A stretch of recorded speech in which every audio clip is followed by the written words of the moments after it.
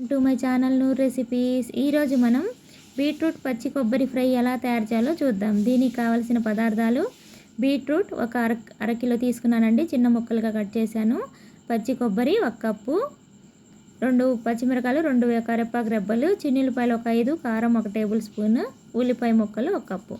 ముందుగా mixie jar తీసుకొని పచ్చి కొబ్బరిని, చిన్నుల్లిపాయలని, కారాన్ని మిక్సీ పట్టుకొని పక్కన పెట్టుకోవాలండి.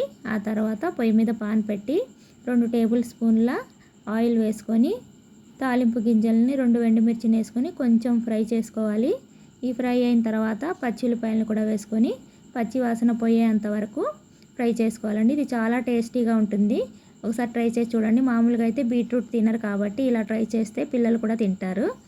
ఇలా బీట్రూట్ వేసిన తర్వాత బాగా కలుపుకోవాలండి. కలుపుకొని ఒక 1/2 table spoon salt, 1/4 table spoon పసుపు వేసుకొని బాగా కలుపుకొని మీడియం ఫ్లేమ్లో మూత పెట్టి ఆవిరి మీద మగ్గనివ్వాలండి. ఇది ఆవిరి మీదే మగ్గిపోతుంది.